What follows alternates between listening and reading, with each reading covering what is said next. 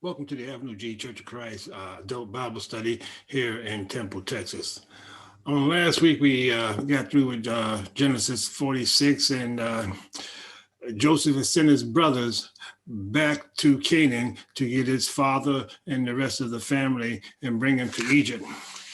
This week we're going to be starting on Genesis, chapter is 47. And the name of our lesson is Jacob in Egypt. And we're going to chapter 47, verses 1 through 12, and verses 27 through 31.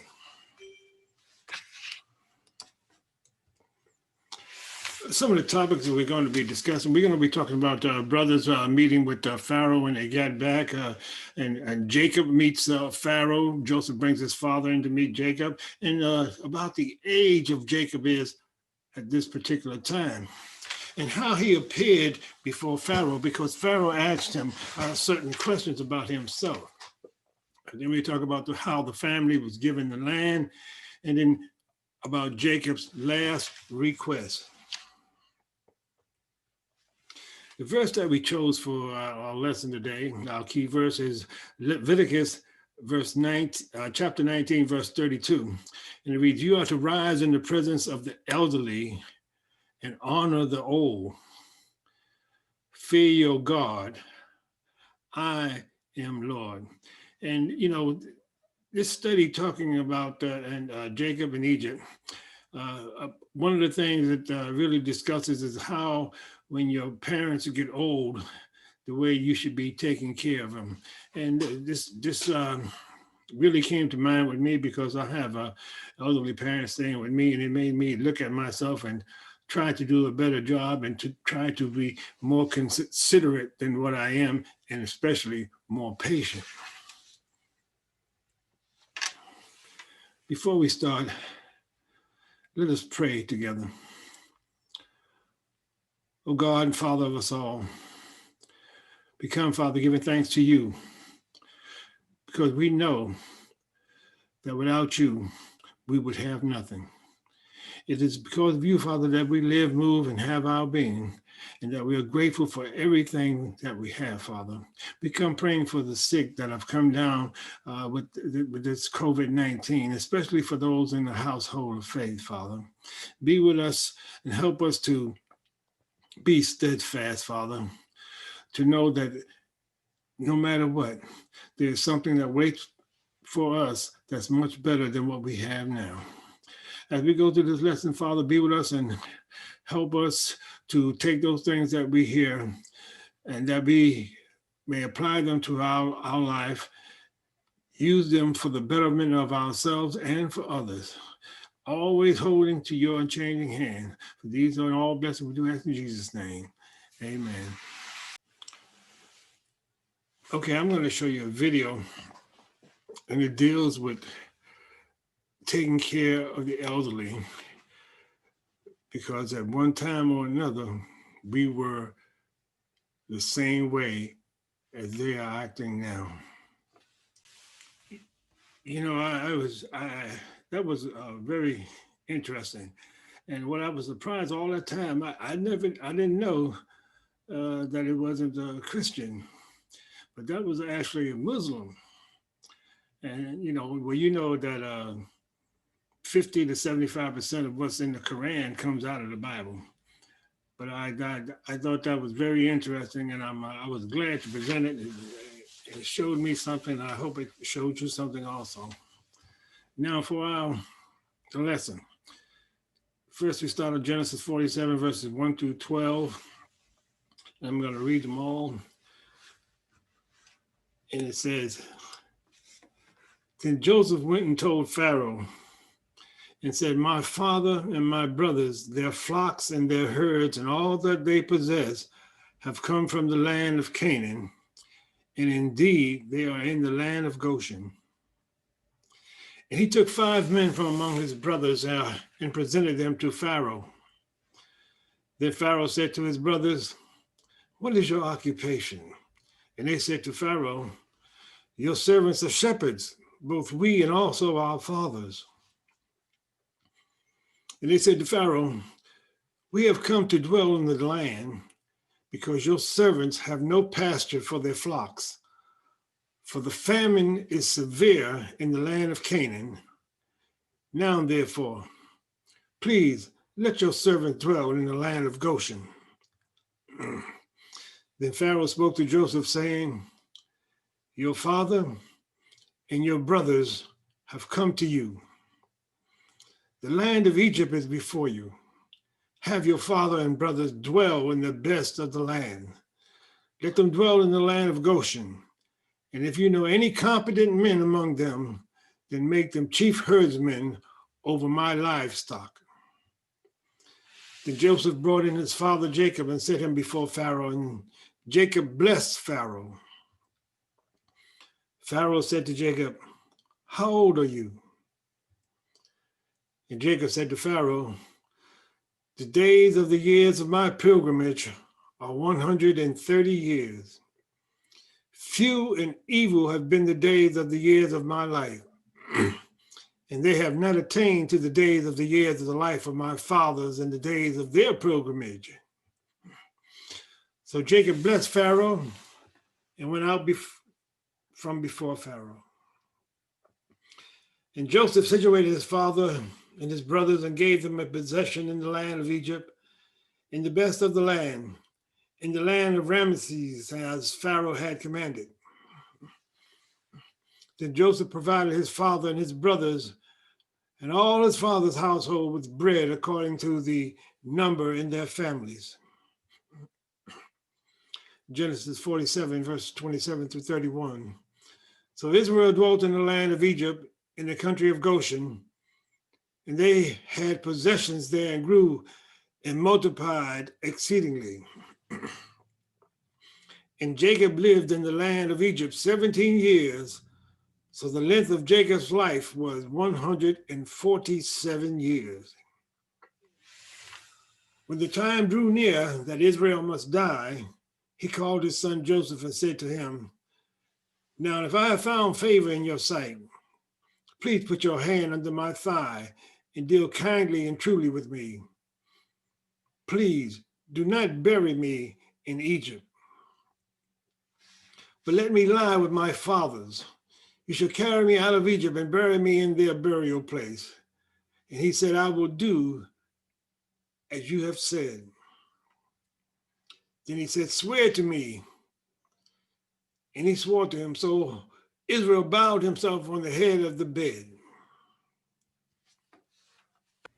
I had a video for you that deals with parenting and how we should treat our parents in old age. I'm going to have to, because the audio was so bad, I'm going to have closed captions, and I will be dubbing it as it goes along. Okay, the story goes like this. The teacher told me a story one time about a man walking in the park with his son, and his son kept asking him a question. He said, what is this, Dad? And the father said, that's a crow. And then he went over and walked a little bit further and said, what is that, Dad? He said, that's a crow. The kid was only 2 years old. And he walked a little bit further and said, what is that, Dad? And Daddy said, it's a crow. He said, okay. And he said, no, what's that, Dad? He said, it's a crow. He kept calling him Baba. Anyway, that went on for several times, maybe about 10 minutes. And all that time, 30 times he counted that he asked him what that was. And father wrote it down in his journal. He said, today my son asked me 30 times the cutest thing in the world. He thought it was the cutest thing in the world. Then the years go by now, and the son is 32 years old. And the dad calls him up and says, son, I want you to come over. And the son said, oh, Dad, it's not a good time. He said, oh, just come over. I need just about 10 or 15 minutes. Just go for a drive. I want to talk to you about something. And the son says, okay, whatever. He jumps in his car and goes over to see his dad and drives over to the park. And he says, what's this about, Dad? Tell me quickly. I got things to do. I got things to take care of. And then he says, the father tells him, says, look here, son, what is that? He said, are you kidding me, Dad? It's a crow. Then the father walks over to another place and says, oh, what is that, son? And he said, what? The son said, is this some kind of game or something? Why why are you messing with me like that? He said, I just bought you some glasses last week. Why is this happening to me, Dad? Why are you being so difficult? He said, I don't understand what the problem is. Tell me what you really want. I'm busy, okay? And Dad pulls out his journal and looks at it and says, I got down here something I wrote 30 years ago. And we were in the park and you asked me what that was. And I said, a crow, and you asked me that 30 times. And every time you asked it, I answered and gave you a smile. And you couldn't even handle it twice.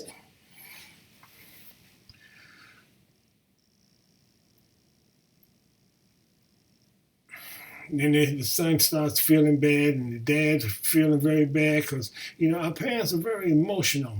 And he was sad and he walked away. Because we forget about how things were when we were young, and now things are different. When we were growing up, hey, you might have been in ICU and your parents were there watching you 24 hours, 7 days a week, standing up, may have been eating out of vending machines, but they cared about you.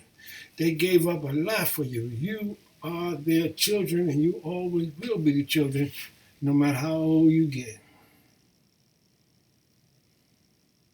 See, mothers might have, how many mothers almost died giving birth to their children? How many parents have given up vacations and given up things they wanted to do? Even lost some friends just because of their children, because the children are the most important things to them. And now we think things that they say and do are so insignificant and so unfair.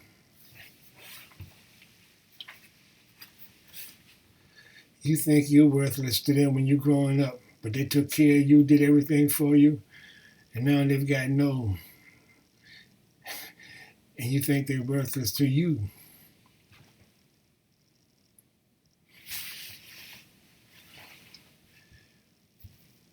We get bad habits as we grow old. We forget about the things that they did for us when we were young. Their emotions are hurt very easily when they're old. When you get 60 or 70, you begin to realize that. They can remember changing your diapers, cleaning up your mess, cleaning up behind you after you peed somewhere, but you don't remember that. I remember being in the car and all of a sudden, I got to pee, I got to pee, I got to pee. Then all of a sudden you stop saying I got to pee, and then they gotta open up the window because it starts smelling in there. Oh, you said I got to go. I got to go. Oh, but they went there and they cleaned up your mess, and it was no problem. Then all of a sudden you done graduated, got married. Now you're on your own, but you forget about your parents, about how they used to be with you when you were young, cleaning the bathroom behind you, changing your clothes, the bond that you had with them when you were such a little boy. You won't remember that, but your parents will. I just wish they actually had the audio with this, because I don't think I'm doing enough justice. Your parents go, you tell them you don't have enough time, but I had all the time in the world for you when you're growing up, and now they're all alone by themselves, and you're acting like you don't care. At least they think you don't care because of the way you act. Just remember that one day you're going to get old also.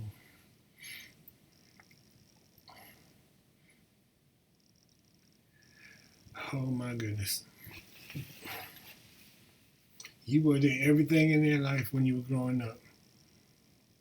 They took care of you, did everything for you, fed you, clothed you, bathed you.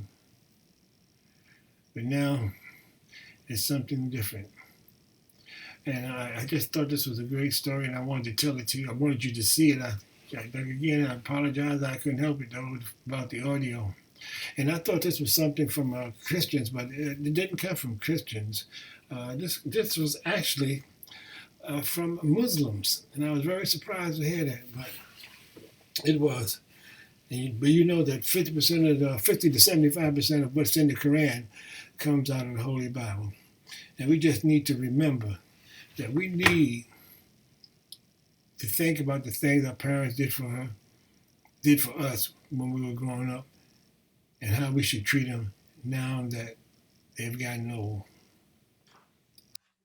Okay, before we begin, I just wanted to show you a couple of maps of the area where they went to. They left out of Israel, out of Canaan, and they went to Goshen. And notice that how fertile and green it looks in Goshen, because it was fertile land.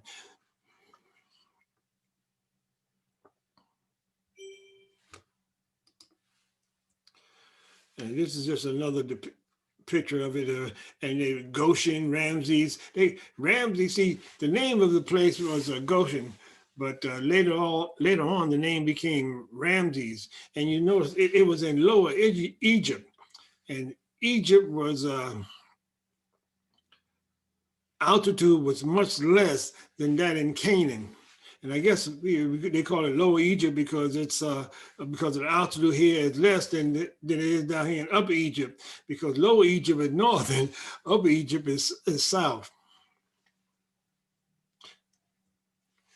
Now you notice here, the Nile.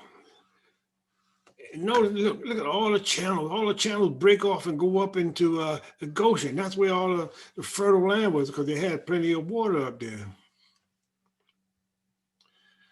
Again, just another depiction of the same thing with the different channels breaking off of the Nile and going into Lower Egypt. Same. Now this is a depiction of Joseph meeting his father Jacob in Egypt. And one thing I like about it is, that's a chariot. I was thinking I had a picture of it where they had a wagon, but some places they show wagons with four wheels. But back then, all of the wagons, they call them carts because they only had two wheels. Excuse me. Okay, we're gonna start our lesson, and we're gonna start out with Genesis 47, verse 1. It reads, "And Joseph went and told the Pharaoh and said, My father and my brothers, their flocks and their herds, and all that they possess have come from the land of Canaan, and indeed they are in the land of Goshen." Okay, Joseph goes and talks to Pharaoh. He's going to tell Pharaoh about what's going on now. He's going to tell him about the arrival of his parents, because Joseph was the second man in charge, and that was just it. He was the second man. He had somebody above him, and that was Pharaoh. And they called the Pharaoh, that was his prince. He had to go and show him some respect. He had to go and get his formal permission, because they had already discussed this before. And he took 5 men from among his brothers and presented them to Pharaoh. 5 men who were they? And the reason I brought that up about who they were, because in most versions, it doesn't say he brought his brothers, it says brethren. And I was trying to figure out, brethren, what 5 men did he take? But he took 5 men of his brothers. Then you still want to think, well, which brothers and for what purpose? There are different ideas about that. Some say he took the oldest because that's the way things were done, because if they had a choice to make, they take the oldest first. And some say he took the best looking, and some say he took the ones that didn't look so good because he thought that if Pharaoh saw them and they were real healthy and stuff, he might put them in the army. And then I got down there for what purpose? Well, we discussed that right in the next verse. Then Pharaoh said to his brother, "What is your occupation?" And they said to Pharaoh, "Your servants are shepherds, both we and also our fathers." And they said to Pharaoh, "We have come to dwell in the land because your servants have no pasture for their flocks, for the famine is severe in the land of Canaan." Now therefore, please let your servant dwell in the land of Goshen. You know, he took his brothers to Pharaoh to allow them to know that these were able-bodied men. You know, these were men that could do work. They didn't come there just to live and sit idly and not do anything.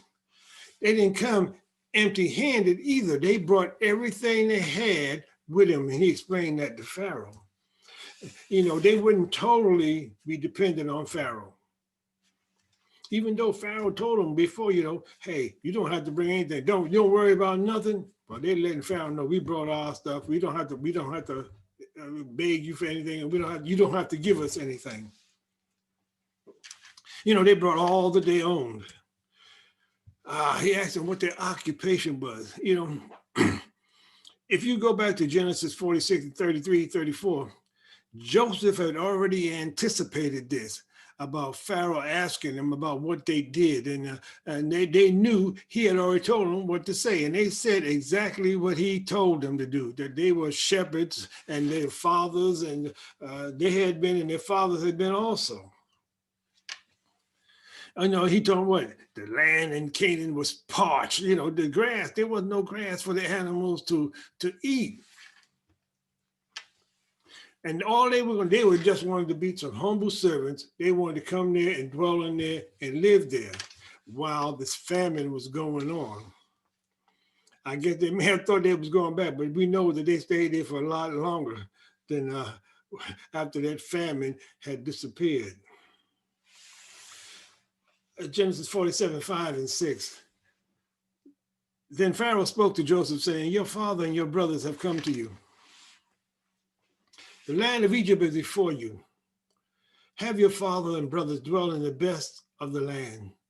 Let them dwell in the land of Goshen.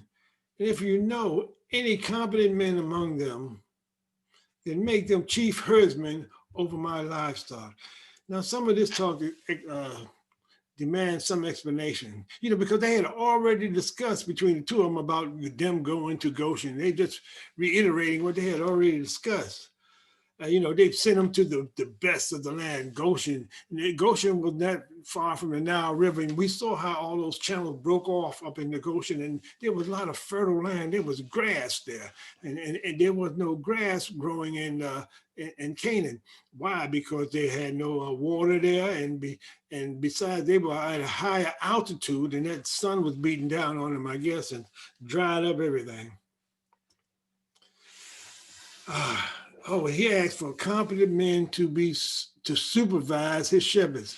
Now, if you remember, I don't know if I mentioned it, but I think I did, where the Egyptian thought that shepherds were an abomination.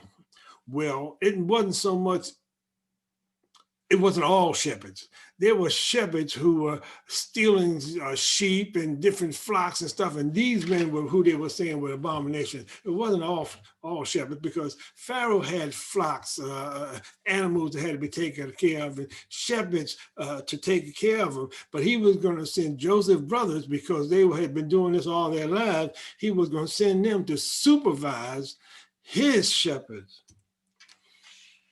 Oh yeah, shepherds have been an abomination. Yes. Then Joseph brought in his father Jacob and set him before Pharaoh, and Jacob blessed Pharaoh.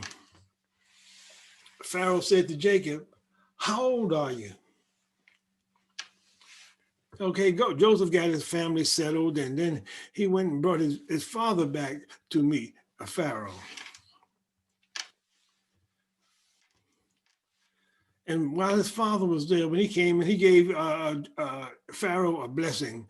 And his blessing was something like, you know, may all good things happen to you in Egypt, you know.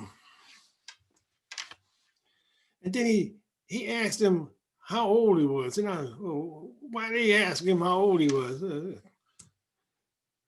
You know, Jacob was an old man. And he looked old, just like what happens to all people when they get old.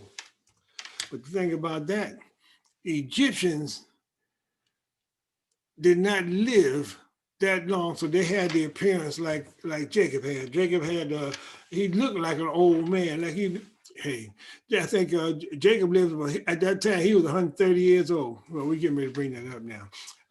Genesis 47, 9 and 10. And Jacob said to Pharaoh, the days of the years of my pilgrimage are 130 years. Few and evil have been the days of the years of my life. And they had not attained to the days of the years of the life of my fathers in the days of their pilgrimage. So Jacob blessed Pharaoh and went out from before Pharaoh. Okay, pilgrimage, his pilgrimage. But his pilgrimage is when you don't have one particular place like nomads. You don't really live any particular place. A mission, people on a mission journey, a holy expedition. And that's what Jacob was on. Jacob was a sojourner. He lived in many different Machpelah, Shechem, Mesopotamia, etc.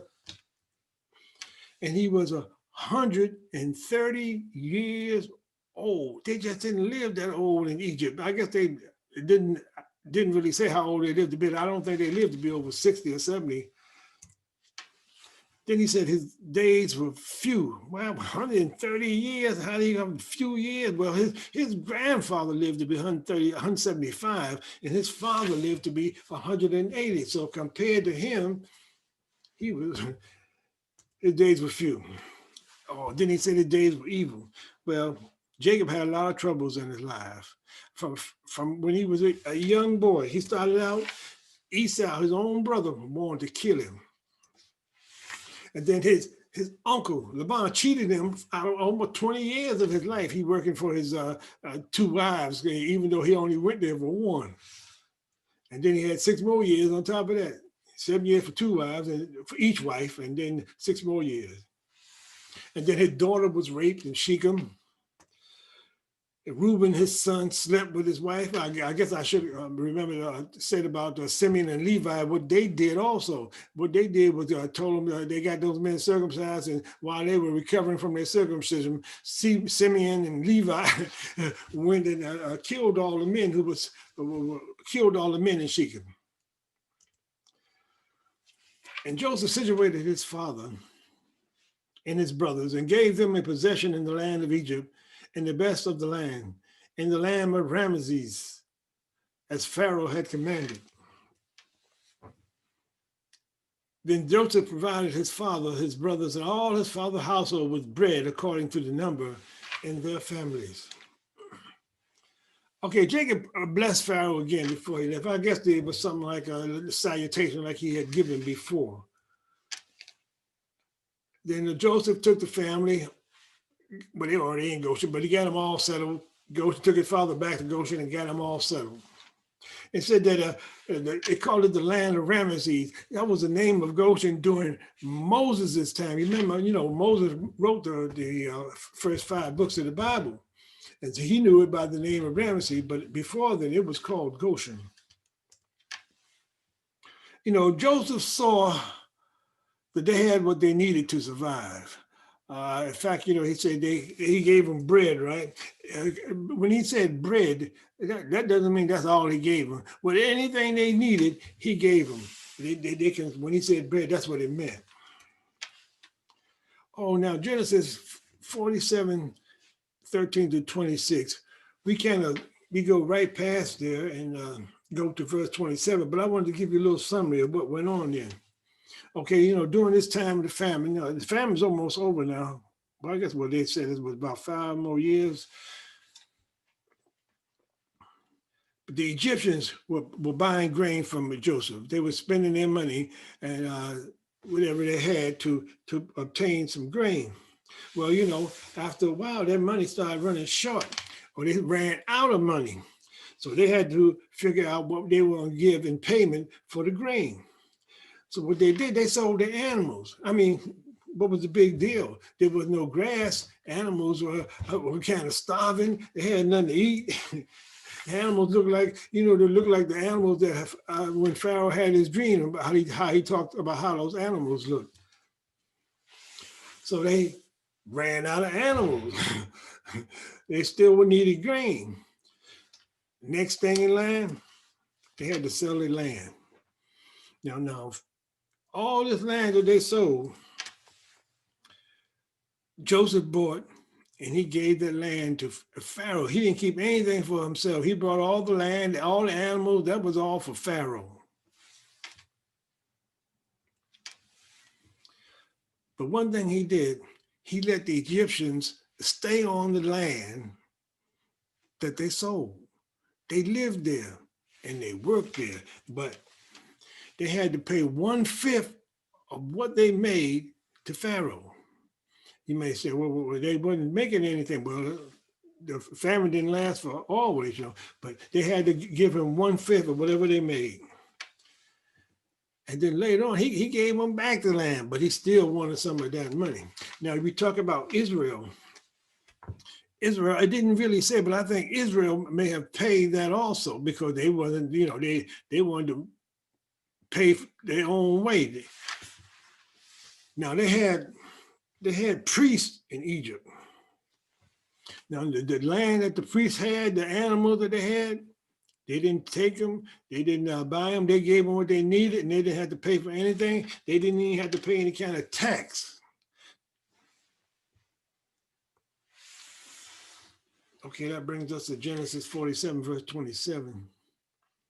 So Israel dwelt in the land of Egypt, in the country of Goshen, and they had possessions there and grew and multiplied exceedingly.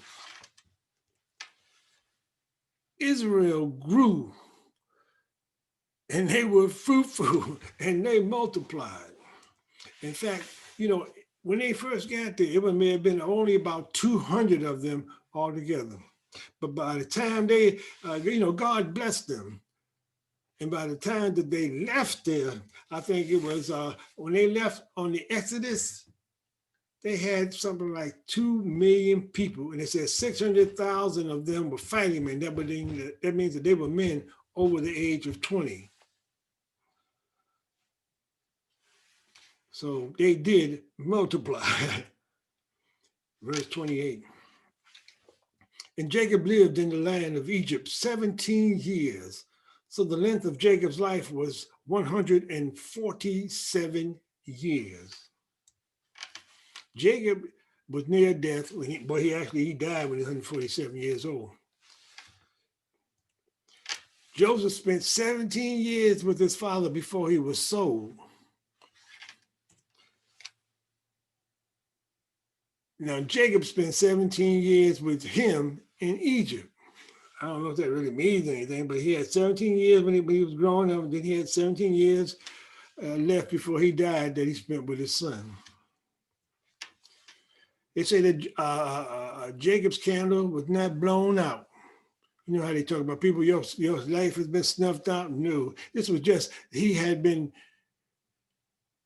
life had not been taken away. His candle had not been blown out, had not been snuffed out. It had just burnt out. All men must die. I don't care who you are. You are not going to stay here. We are all just pilgrims. We are sojourners. We're just here for a little while, and then we've got to move on.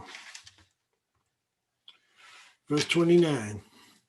When the time drew near that Israel must die, he called his son Joseph and said to him, now, if I have found favor in your sight, please put your hand under my thigh and deal kindly and truly with me. Please do not bury me in Egypt. Okay, Joseph saying I guess he know that, hey, time is getting short. His health was bad. He knew his time was near.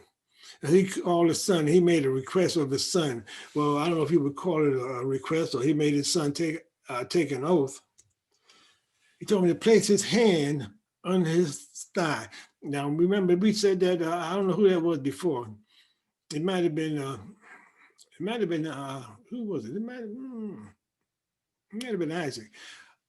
But they had to place their hand under the thigh. Well, it says that they weren't really talking about placing the hand under the thigh, but anyway, that was a way of swearing for them. That was their tradition. But it was saying that they actually put their hand on the part where they procreated, on the part that was for where they had been circumcised. And this meant that, hey, if you didn't keep this pledge, this oath that you took, then the sons of my sons or your sons will take revenge upon you. Verse 30, but let me lie with my fathers. You shall carry me out of Egypt and bury me in their burial place. And he said, I will do as you have said. He didn't care how he was buried. He didn't care about no big fanfare or, no big funeral parade or anything, or being buried with all kinds of money and gold and stuff. But what he was concerned with, he didn't want to be buried in Egypt. He wanted to be buried in Canaan, Machpelah, with his family.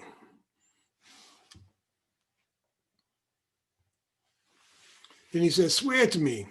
And he swore to him. So Israel bowed himself on the head of the bed.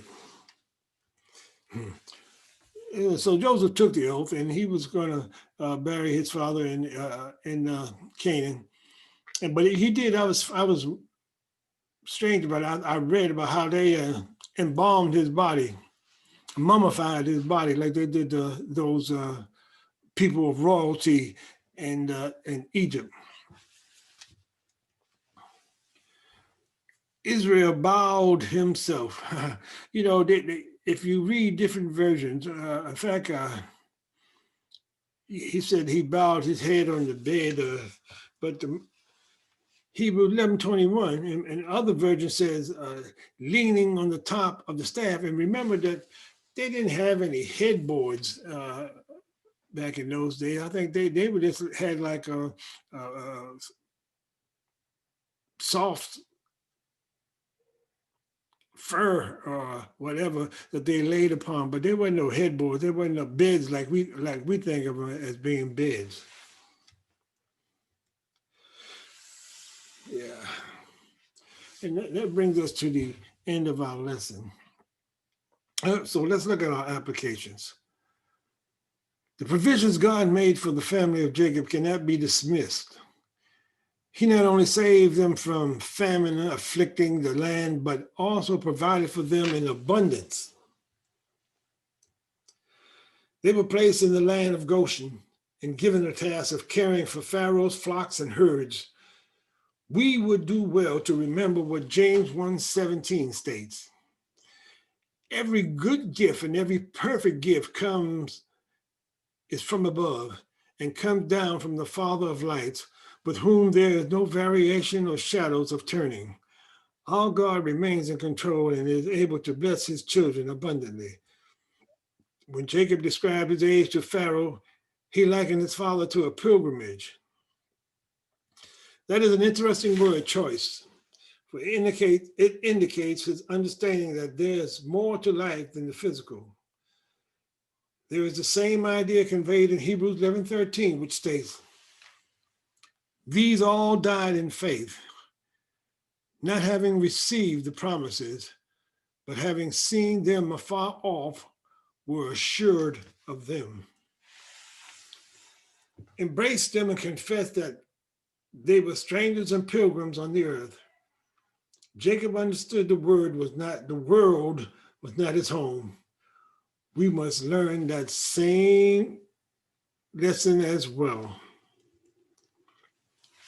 The questions, I think we have 7 questions that we're going to be looking at. Oh my goodness. Where did the family of Jacob settle when they arrived in Egypt? And the answer was already there, but it was Goshen or Ramesses, which the name was later changed to. What did Joseph's brothers tell Pharaoh was their occupation? Hey, it was shepherds. What opportunity did Pharaoh offer to Joseph's brother? He offered them the opportunity to become the chief supervisors over their herdsmen, over his herdsmen. Chief herdsman over the livestock. What question did Pharaoh ask Jacob? He asked Jacob when he saw him because he looked at him and wanted to know, how old he was, what was his age. What did Jacob do to Pharaoh? When Jacob came in and saw Pharaoh, he blessed Pharaoh. He blessed him when he came in, and he blessed him when he left. What did Joseph provide for his family? Bread according to their numbers, whatever they needed. The more they were, the more they got in each particular family. What did Jacob ask Joseph to do for him after he died? To bury him with his father, or to make sure he didn't bury him in Egypt. And that's the end of our lesson. And I looked at it, but I don't remember what it was, what our next lesson is going to be. Anyway, it's been a pleasure. I hope you'll be here on next week. God bless. Take care.